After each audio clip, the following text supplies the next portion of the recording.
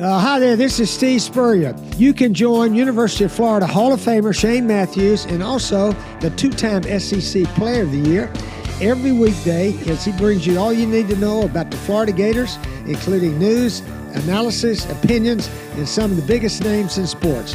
You can find him on Spotify, Apple Podcasts, Google Podcasts, or wherever you listen to your favorite podcasts. Or you can watch him live at 8 a.m. on Facebook, YouTube, or Twitter. Morning, and we made it, folks. It's Friday. It's LSU week. It's Pot Up with Matthews in the morning from the Crime Prevention Security System Studios. Large enough to serve you. All right. Small enough to care. Good program lineup today. We'll have JC here momentarily. We'll do our Peachland Dental weekend picks. We'll have Brody Miller from The Athletic, covers the LSU Tigers, be joining us as well. Get his thoughts on the Bayou Bengals rolling into Gainesville. Carbon copy teams, in my opinion. Whoever turns it over less will win. All right, let's go to the Titan MR hotline, and we're joined by JC. Right. Good morning, JC. How are you? Couple things. JC, go ahead. I got a question for you. Did you watch the Matthews Bowl last night? Yeah. The Matthews Bowl. Well, I watched two good college games, or one good. Well, I'm talking about the NFL Matthews Bowl. That's what our buddy Cooper Carlisle told me last night when I was watching volleyball. When he goes, "Well, I'll be damned. We got the Shane Matthews Bowl on Amazon Prime tonight. The Redskins and the Bears." Oh, that's right. Yes, because you were a big. But JC, did I play better than those two guys played? Yes. Well, okay, that's all I want to know. Mean, at least you got the ball in the end zone. My God, watched it. So I heard it was pretty hard to watch. So I watched a pretty interesting game with offense between Baylor and West Virginia. We took West Virginia, by the way. So, let's just give ourselves a pat on the back there. And UCF, easy winner over Temple, easy money if you're not rich by now. But I'll tell you, the thing is, QB, that scene behind you right there in New Orleans is very familiar to me. And I got to share a quick story, very quick.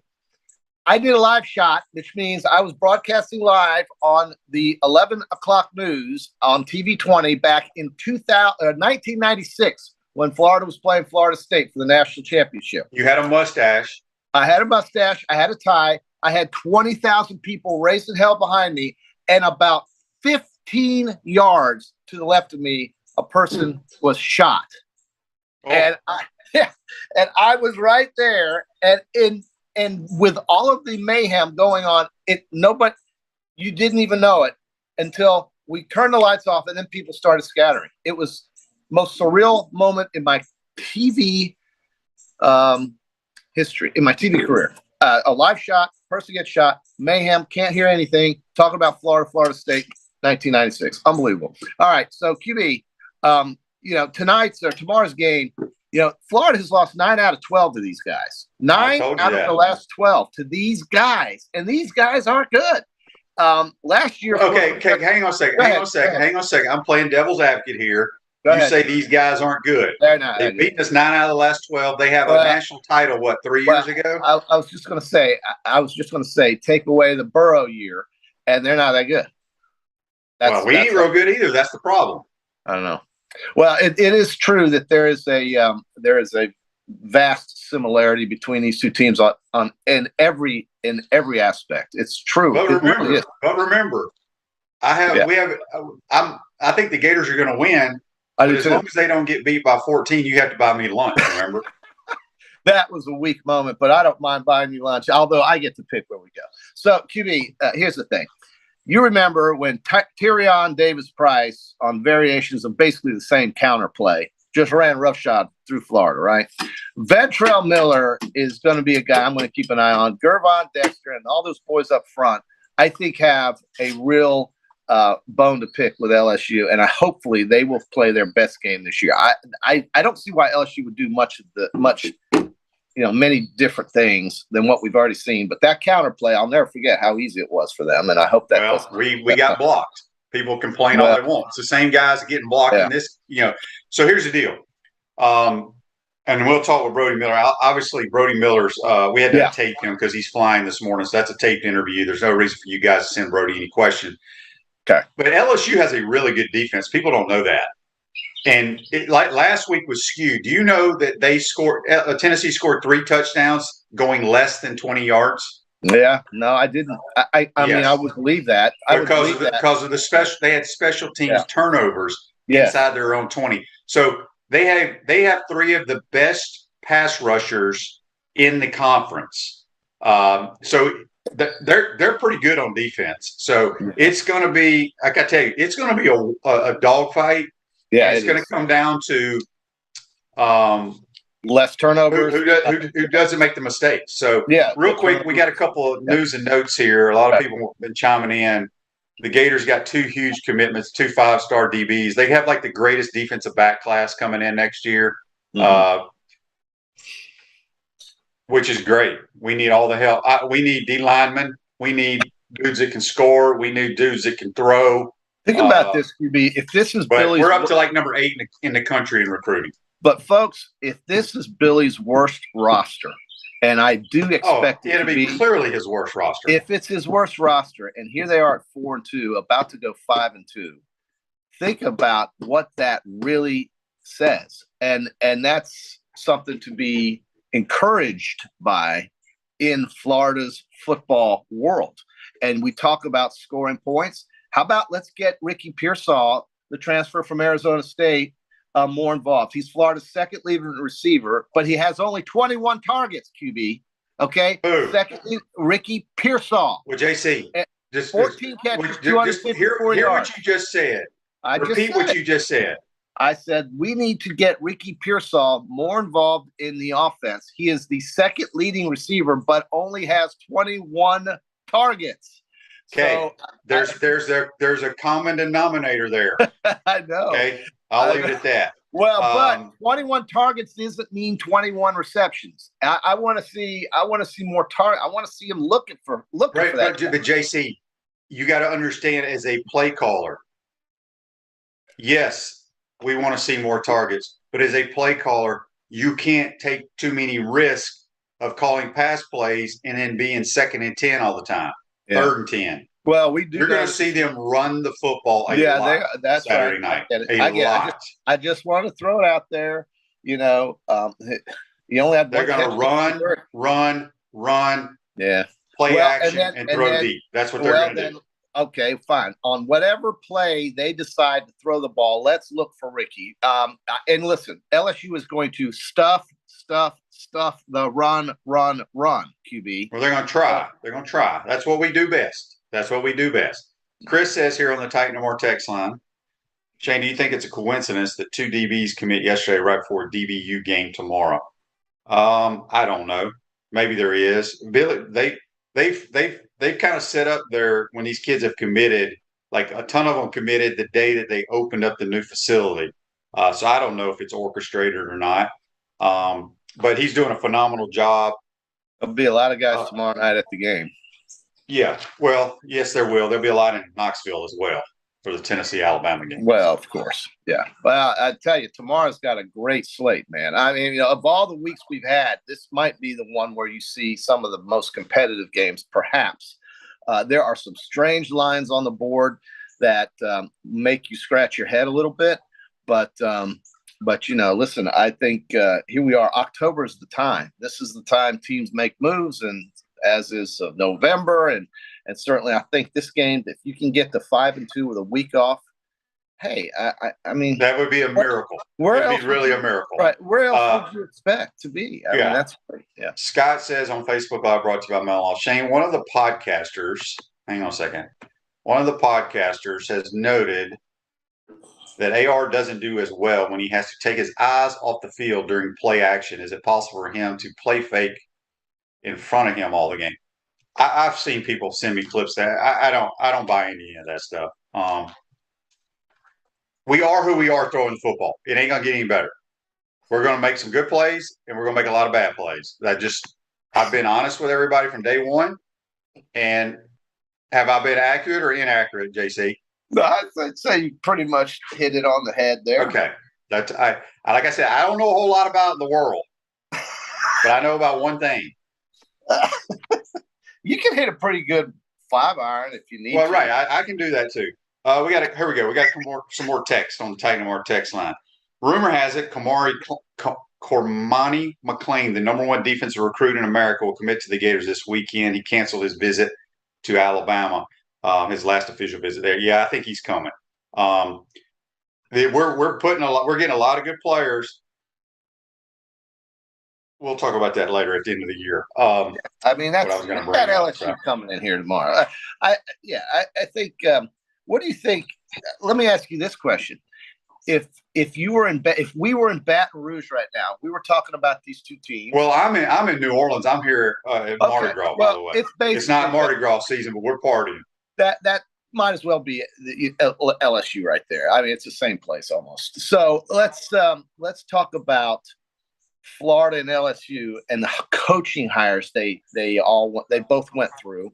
And do you think if LSU fans had a choice, would they have preferred at this point, if you asked them today, to have gotten Billy Napier, or are they happy with Brian Kelly? What do you think, the LSU fans? And maybe you should ask this to Brody. Well, Brody's already been taped, and I did ask him that. It's a mixed emotion. I mean, both of them are 4-2, JC.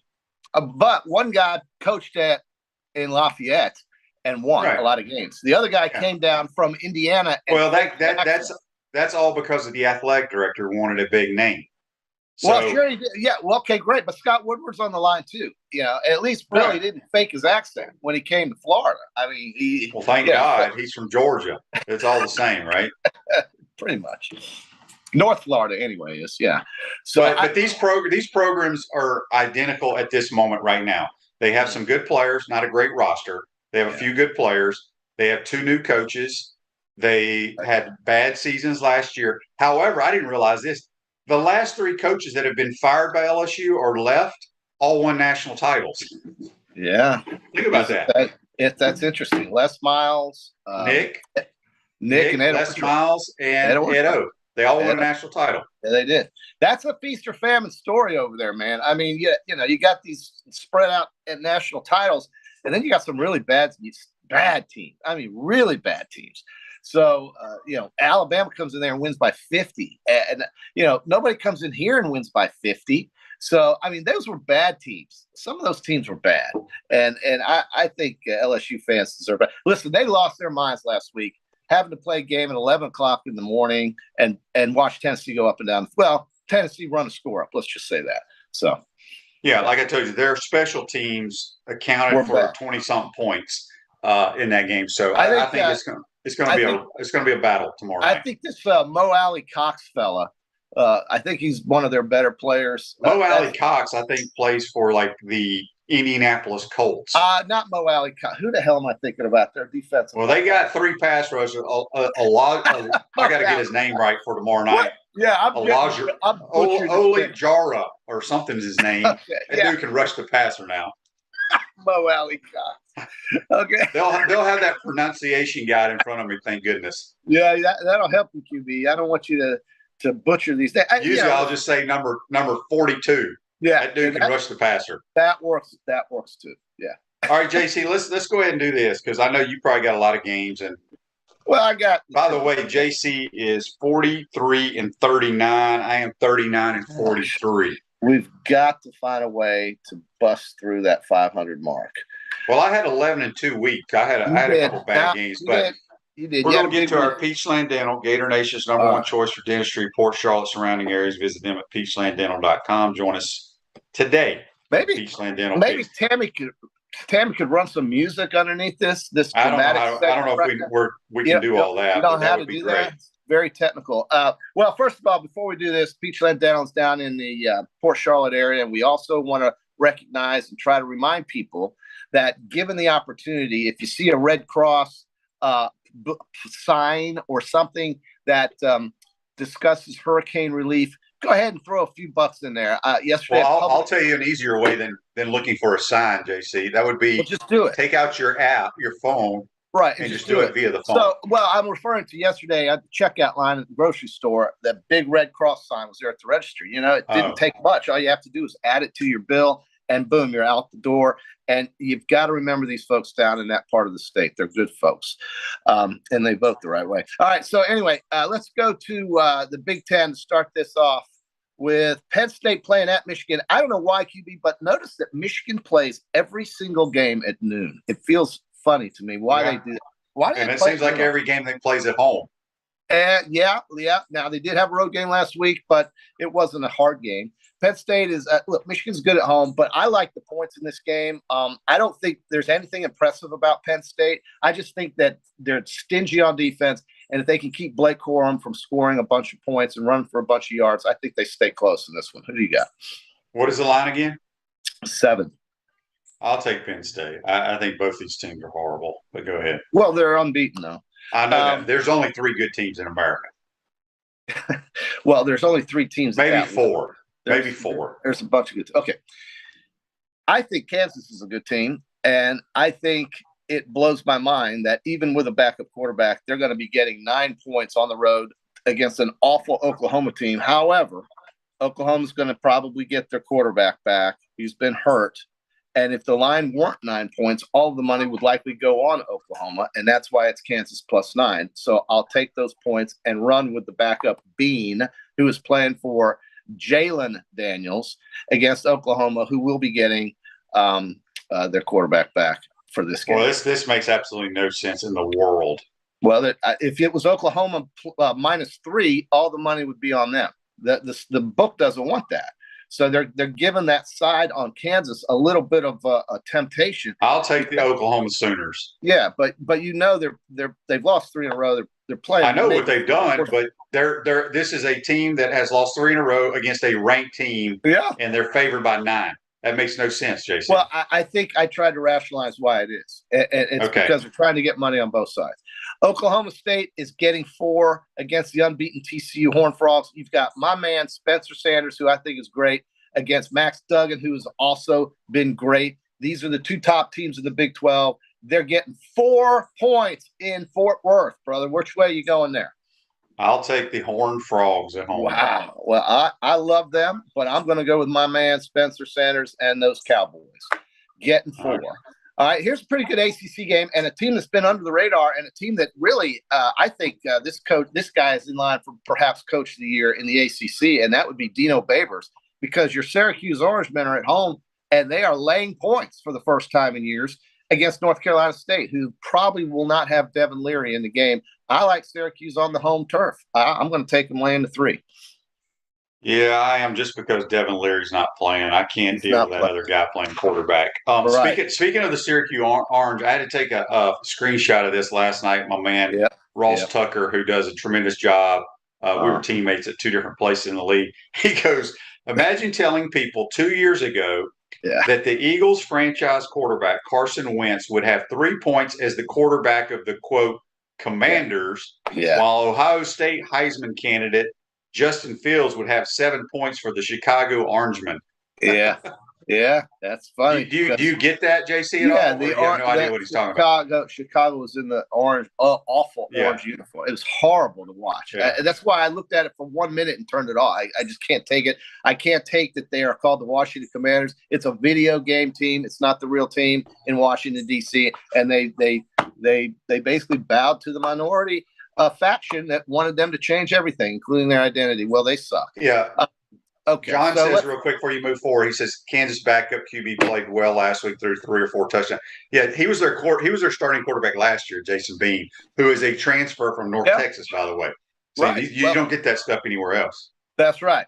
But Bean was really good last week, I thought, in reserve role, and he'll be good. But honestly, that might be the craziest line I have ever seen in sports. I will say this, QB, if you don't like the side in that game, I would certainly endorse taking the over 55 in that game. I think you're going to see points up and down the floor, because I think Dylan Gabriel will score for Oklahoma, and I think Kansas will score against that putrid Oklahoma defense. So take the over, folks. If you don't like the side on that one, go over the number.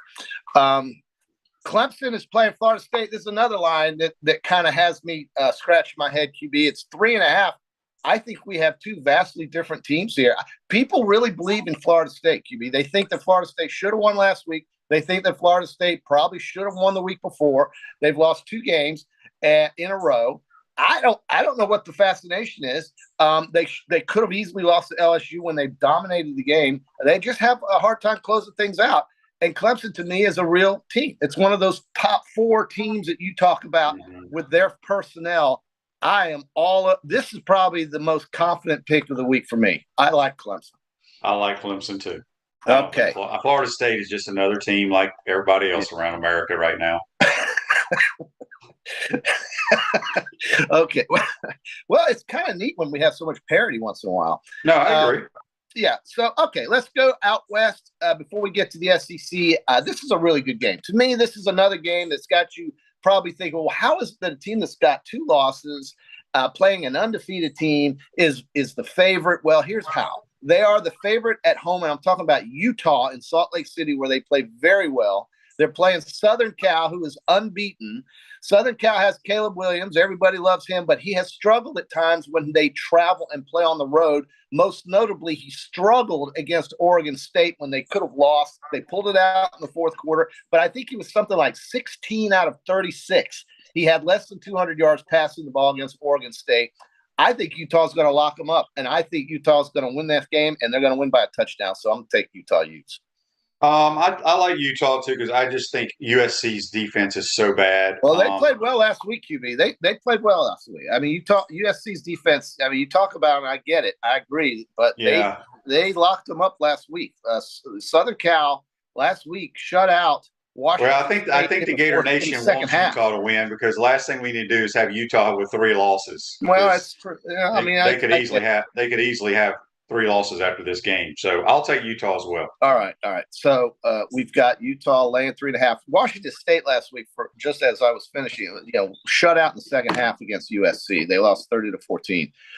Let's go to the SEC. I think the team that I did pick to finish 6th in the West and maybe next to Vanderbilt at the bottom is Auburn, and they're catching 15.5. I can't remember a time in history when this was the case where they were getting over 2 touchdowns at Mississippi. I don't know if that's ever happened, ever. So they're getting 15.5 at Mississippi, QB. I'm going to take Auburn because they have a really good defense, believe it or not. If you look at them, the way they play defense, I don't know who Ole Miss has next week, but Ole Miss did not play great against Vanderbilt. They sputtering around. Auburn's going to lose the game, but I think they could keep it close just because of their defense. Well, as shocking as this may seem, I agree with that. I think Brian Harsin took Auburn out of that game against Georgia in the first half by faking a damn punt after his defense had held Georgia on 3rd down 5 out of 6 times beforehand. So, yeah, Auburn can play defense. And Mississippi, although they are good at home, that's a big number. Here's another big number, QB. Speaking of Georgia, they are laying 38. And you know to whom I'm talking about. Yeah, I mean, look. I don't care what that line is. Vanderbilt is so bad. I will take the Georgia Bulldogs minus 38. I'm going to be different, and I think Georgia's going to play okay. It's going to be like that Kent State game where their attention isn't there. I know it's a conference game. They don't have to worry about this. They get a week off next week, and then they play Florida. And then they go through that November stretch. Georgia has a stretch in November, QB, where they play Florida. Then they hit the road for 2 games, one at Mississippi State and one at Kentucky. And that basically is it for the difficulty of their schedule. So November is a big month for Georgia. I don't know. 38. I don't know why I'm even thinking about taking Vandy, but maybe they'll backdoor it. Arkansas on the road at BYU. Who do you like there? It's basically a pick 'em. Arkansas. I like the Hogs. We got to see how the Hogs – I think KJ Jefferson coming back. BYU's got a really good quarterback. He hasn't played up to the potential. A lot of scouts love him. BYU's lost too many games they shouldn't have lost. I don't know if the altitude – this is a game that I think the Gator fans need to pay attention to. Watch it. I don't know what time the game is.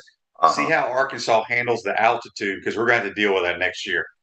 Yeah, QB. You're going to be sitting – not only are you going to deal with the altitude, but you're going to be sitting up in the press box way up there. Do you think I need oxygen? Yeah, I was going to say Rice-Eccles Stadium, QB. You going to be able to handle that up there? Ooh. We'll see. I'm going to prepare. I'm going to get in shape. I can tell. I'm going to go hike the stadium multiple times, carrying a vest up to the top. You know how those people do when they go on these mountain hikes? Yeah, mountain hike. Well, I just don't want to see my man get altitude sickness here. Okay, here's a good game. This is a pretty good game. Well, you didn't tell me who you're picking. Oh, I'm taking Arkansas. I can't take BYU. That's not. It's against my religion. Gosh, QB, we're almost identical on every pick except two. All right, here's one you'll pick differently than I. Mississippi State -3.5 on the road at Kentucky. If this game were in Starkville, it'd be an easy one for me. But Mississippi State somehow finds these goofy ways to lose football games on the road, and I don't know why they do. And so Kentucky's getting their quarterback back. They've lost 2 straight. They should have beaten Mississippi. I think, I want Mississippi State to win. I really do. But I think Kentucky at home will turn it around with their quarterback.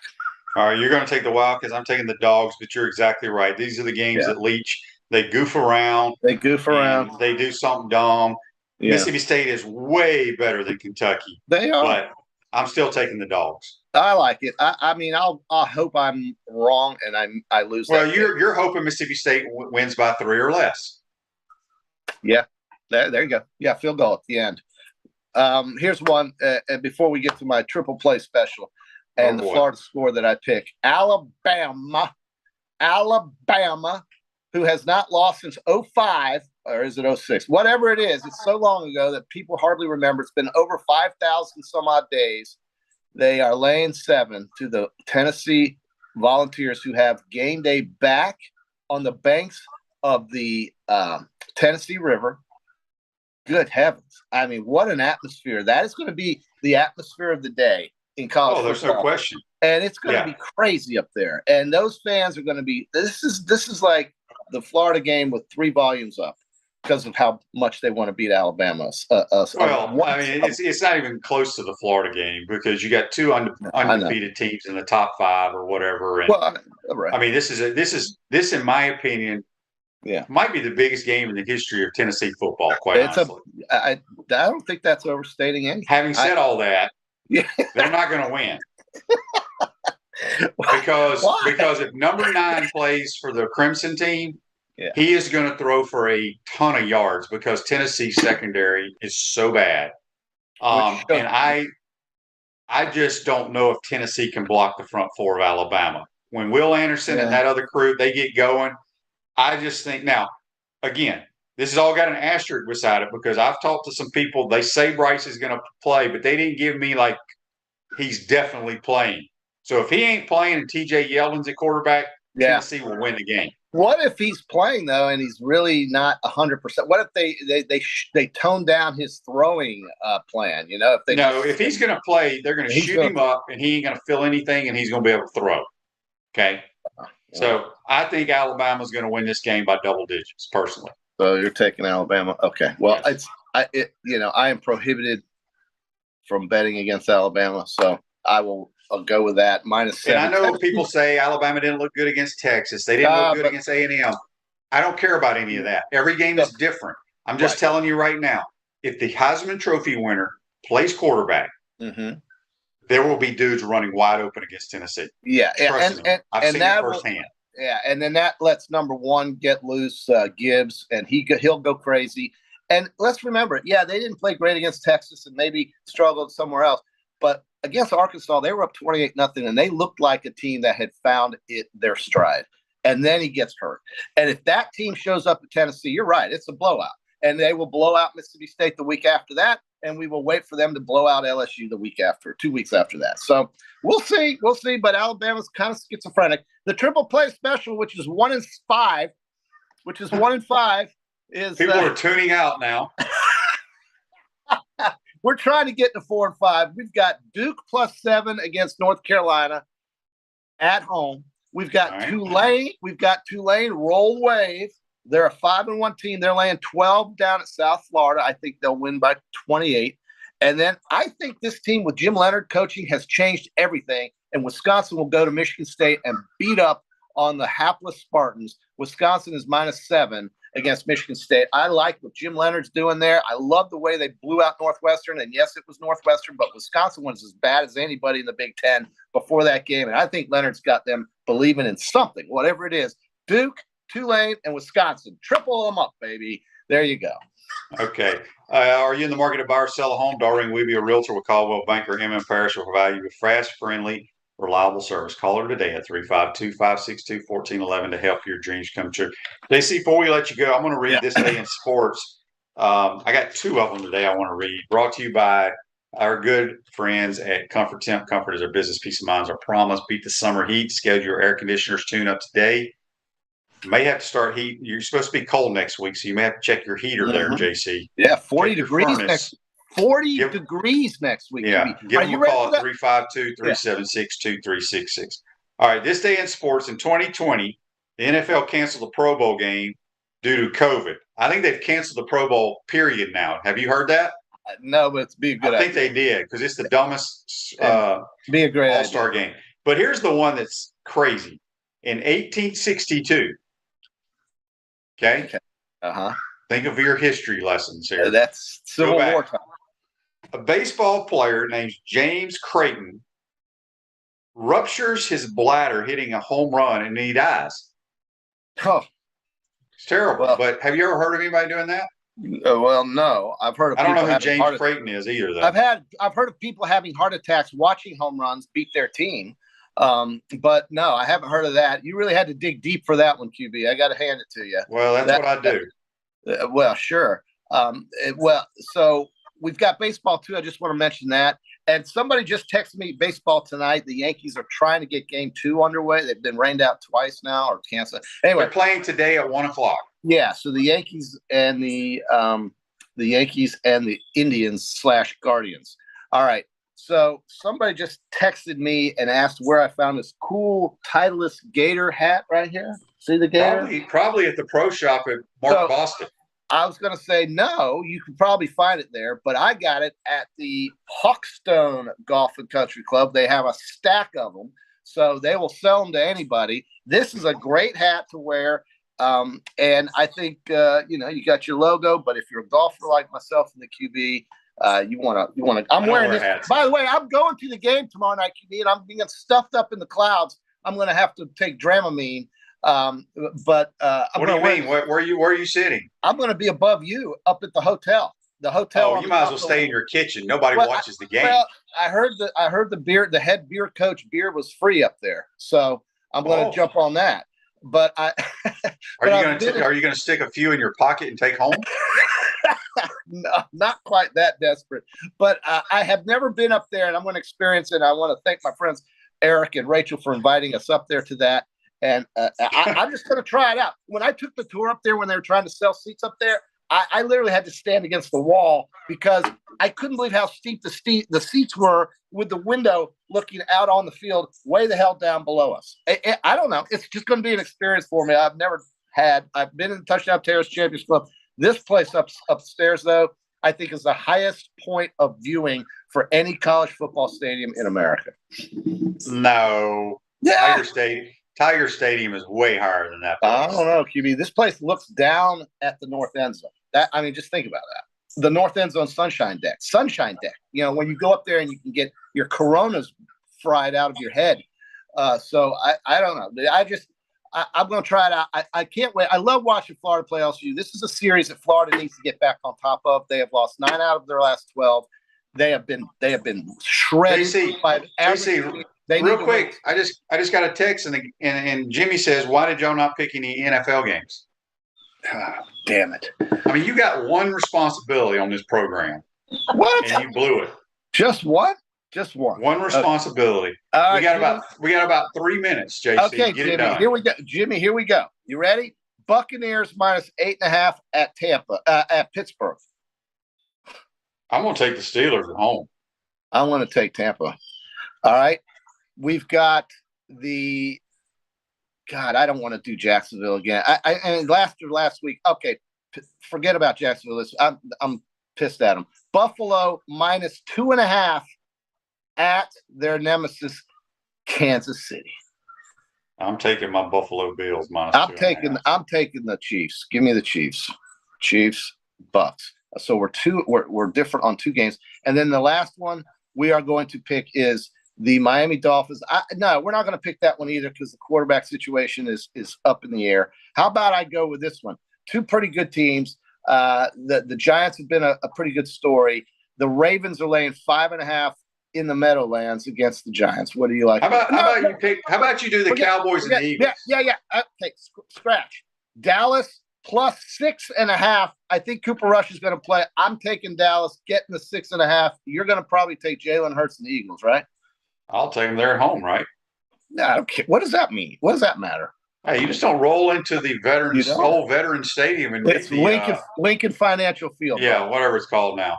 All right, JC, you're fired. They said from this. You got to get a better plan next week on our Peachland. Who fired me? Jimmy fired you. Jimmy says you're done. Jimmy, I just gave you 3, Jimmy. Okay. Maybe are you drinking head beer, Coach? Right there. Is that your problem? No, but I will be Saturday night. This is my 2012 National Championship Cup with my peach mango V8 energy drink. It really is good. And you're very healthy. That's JC. Join us on the Titan MRI hotline. We're going to take a timeout. We're going to come back. We'll be joined by Brody Miller from The Athletic talking LSU football. You're watching and listening to Pod Up Matthews in the Morning. We want to take this moment to thank all our sponsors who keep the show going and pay the bills. Our premium sponsors are Crime Prevention Security Systems, large enough to serve you, small enough to care. Titan MRI, Gainesville's only locally owned and operated MRI facility. Meldon Law, the only official law firm partner of the Florida Gators. Peachland Dental, Gator Nation's first choice for dentistry in Port Charlotte. Comfort Temp, comfort is our business, peace of mind is our promise. QC Kinetics, live pain-free with QC Kinetics.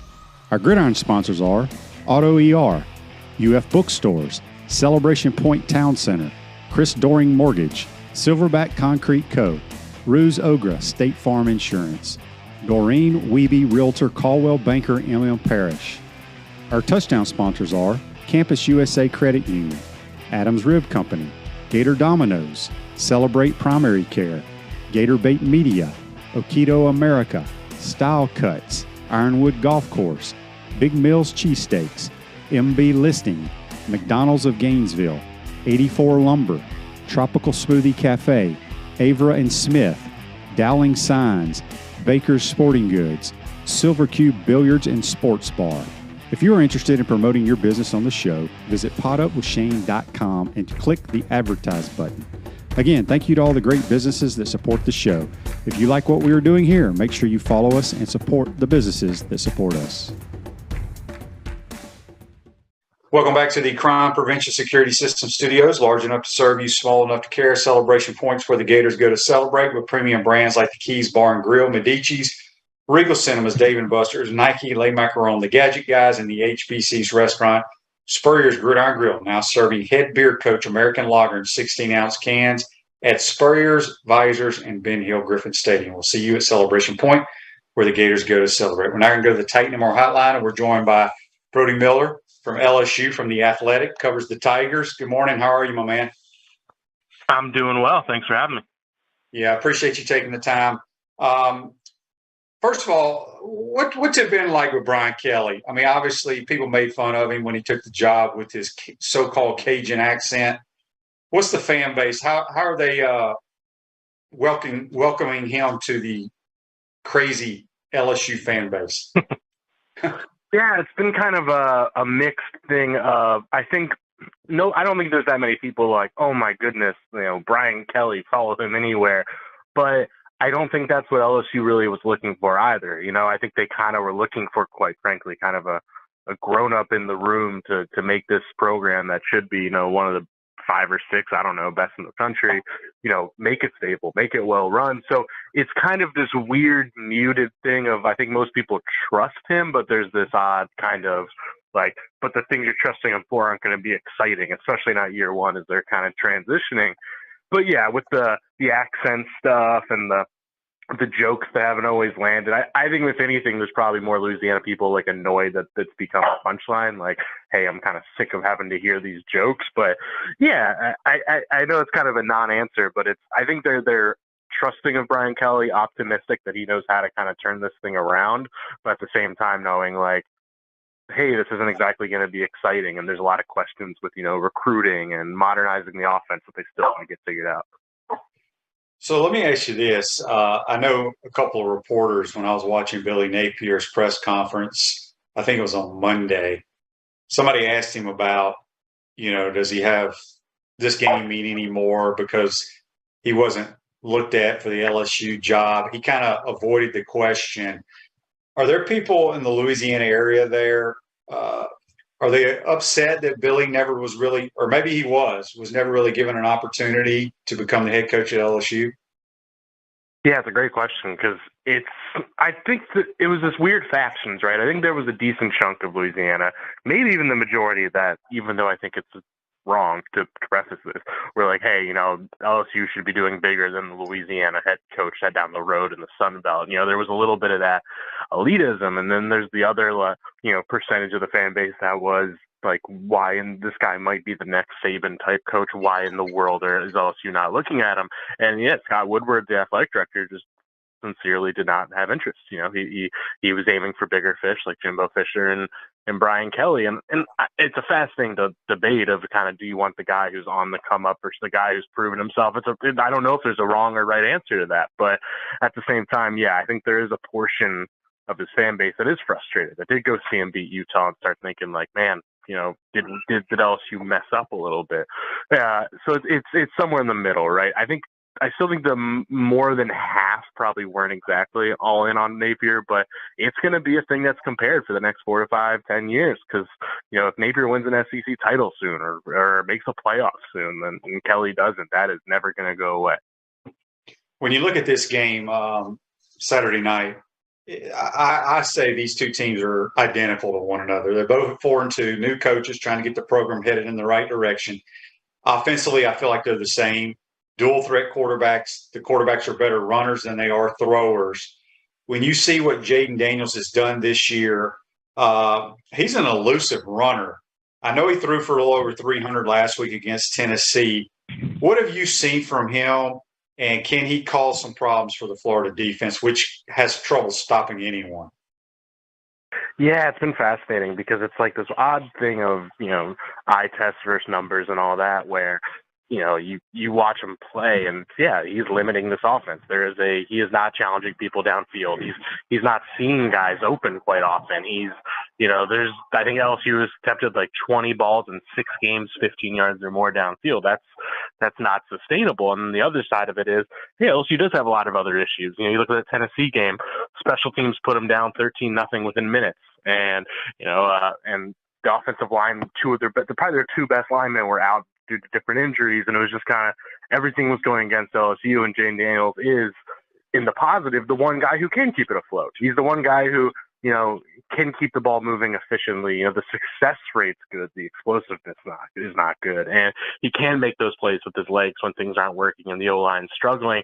It's this tough dynamic that I think is really reaching a peak right now in the discourse of, okay, do you want a guy who probably is keeping you in games more with Jaden Daniels, or do you want to, but is also holding you back a little, or do you want a guy who, like maybe a Garrett Nussmeier, who maybe gives you a chance to beat better teams? Maybe you're in that Tennessee game a little more and have a chance with Nussmeier, but he also might lose you some other games because he's going to make more mistakes. It's a really, really tough dynamic because Jaden Daniels hasn't turned the ball over this year. He is doing a lot of things well, but there's just a limitation there, and it's hard to also say because I think a lot of that falls on scheme. A lot of that falls on the O-line. I don't think it's all on Daniels, but it's still fair to question if he can really be the guy to take them over the top. Do you expect the offensive linemen that were out against Tennessee to play against Florida? So Will Campbell, the true freshman left tackle, who has been really, quite frankly, fantastic this year, he is expected to be back from his hospitalization. He returned from the hospital Monday, and Brian Kelly said he expects him to play.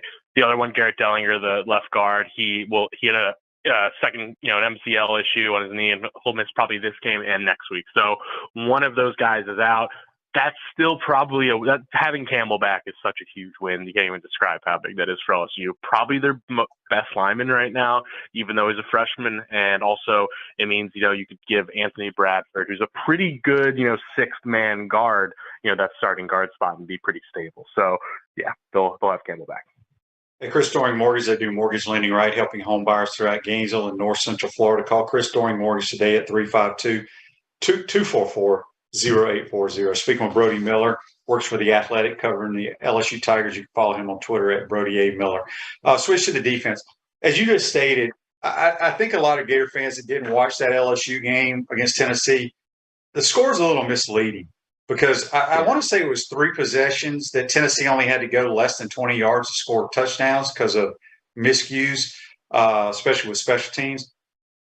I've watched LSU. Yeah. I think their defense is pretty good. Am I wrong there? No, I'm completely with you. I think you're absolutely right in that kind of because, Mississippi State game, they completely shut Mississippi State down for the most part. Even the Florida State game, that one is both good and bad in the sense that they pretty much controlled it, on a play-by-play basis most of the game. The problem was they would get them in 3rd and 15 almost every series, which, hey, man, that's the goal.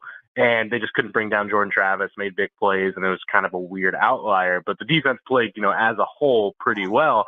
And then obviously the Auburn game played great. And that Tennessee game, to your exact point, it's the defense kept them in it for a little while, actually. And eventually, there's only so much you can do.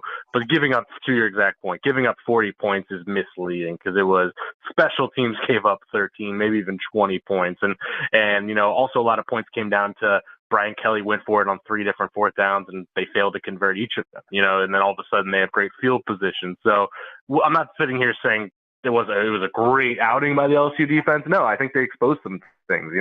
I think LSU hadn't really played an offense that could really spread you out with a great quarterback and win one-on-ones and expose maybe some, I don't know, below average corners on the outside. And you saw Tennessee do that. That's a real thing. There's plenty of stuff there, but Tennessee's going to do well against almost every defense in the country. So I'm with you. I think this is probably one of the 3 or 4 better defenses in the SEC.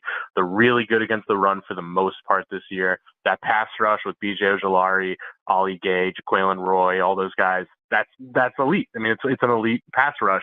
There's questions about how they're going to be a corner on the outside, but overall it's a good defense. But yeah, they got to shore up some things, I think, in coverage at times. It's interesting that you brought up, you said average corners. You usually don't hear that when you talk about the defensive backs at LSU. Between Florida and LSU, they've been arguing over these years about who's DBU or what have you. So it'll be interesting to see what happens on the back end because we struggled on the back end as well. I wanted to ask you, Corey Raymond, who played at LSU, tremendous coach now with the Gators. Do the LSU boosters, were they upset that Billy Napier came and pried him away from the LSU program? Definitely, yeah. There's a lot of very upset people. Corey Raymond has been in, a borderline institution at LSU for the last, 12, 13 years. I mean, he's an elite recruiter, not just of corners, an elite just general leader in the program, especially of young black men. I mean, he's a very important figure in Louisiana. And it was a weird situation. It was Kelly kind of didn't really talk to the existing staff for weeks. I mean, he was there that whole bowl season and just didn't meet with people. He was doing other things, setting up the program, but it was odd. He would not talk and meet with the current staff. And then, and Corey Raymond was out there trying to recruit and things like that. And Kelly kind of would send other people to go recruit his guys. And it was a very weird message. And I think that's when Raymond said, okay, I'm going to listen to Billy Napier's call. And you can't really blame him through all that situation. I'm sure there's other sides to it, sure, but it was weird. And, and now LSU is Robert Steeples as their cornerbacks coach, and they're recruiting fine at corner. But Corey Raymond's a big loss, and it's a big change at LSU. So yeah, man, Billy Napier got a good one, no doubt about that. So Brody, in your mind, last thing for you here, the Tigers, and I didn't realize this till somebody told me the other day, they've won 9 out of the last 12 in this series. Not that any of that matters. We know LSU won last year. They're in Tiger Stadium. What do the Tigers have to do to find a way to win in the Swamp on Saturday? Yeah, I think their main opportunity, I guess, for lack of a better word, is they need to find, and having Will Campbell back will help, find a way to run the ball. Because, you could tell me better, but Florida, is number 110 in rushing success rate defensively. They're not stopping the run very well. So, and LSU has been very hit or miss in the run game. If they can run the ball, take pressure off Jaden Daniels, let Jaden Daniels be in situations to succeed instead of being forced to win the game, I think LSU can win this game. Their defense should hold up. I imagine they should have a good game plan. Matt House is a good DC to contain Anthony Richardson and some of that stuff. I really think it's going to be, can LSU's offense just figure some stuff out to be more reliable? And that probably has to start with the run game. Good stuff as always, buddy. Let everybody know how they can read your work at The Athletic. Absolutely. Thanks for having me on. You can follow me at Brody A. Miller on Twitter and read all my stuff at theathletic.com. Thanks as always. All right, Brody. Thank you, buddy. Have a safe trip, and we'll see you up in the press box. Take care. All right, that's Brody Miller. Join us on the Titan MR hotline. We're going to take our final time out, come back, wrap up this Friday edition. You're watching and listening to Pod Up with Matthews in the Morning.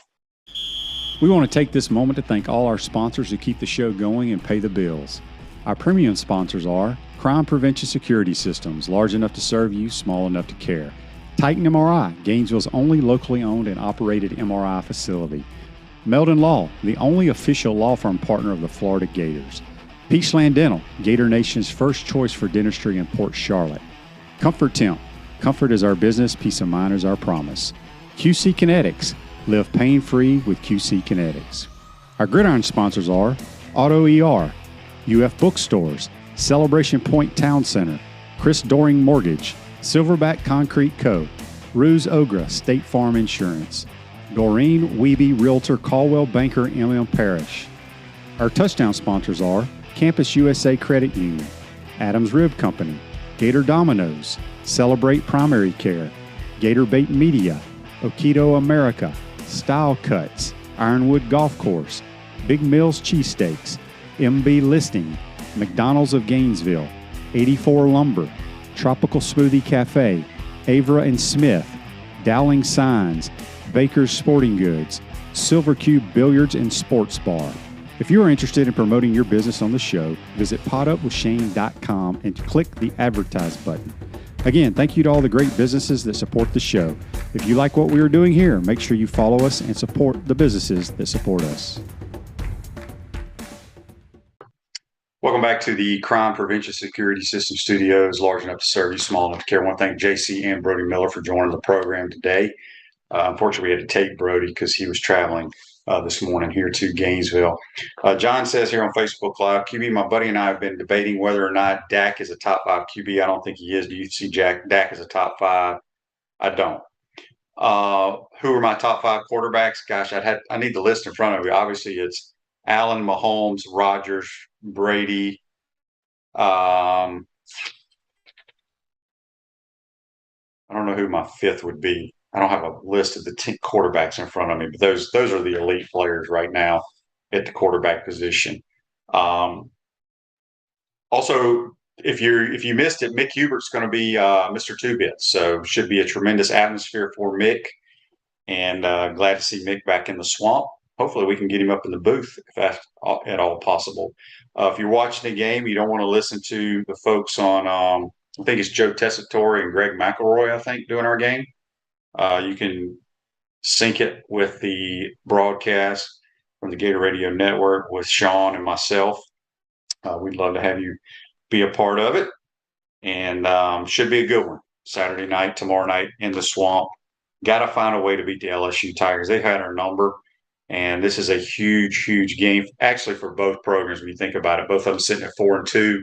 Us going into a bye before Georgia. LSU still has to play brutal part of the West. So huge game for both teams. I think the keys, it's silly. It's silly, but it's the truth. Whoever turns it over is not going to win the game. I think LSU's defense is pretty dang good.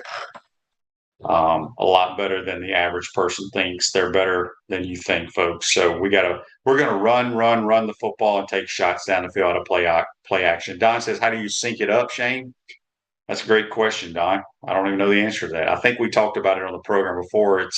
I forgot the name of the website where you do it, or maybe just slow your TV down just a second, and then it'll catch up, and then you can listen to us the rest of the show, the game.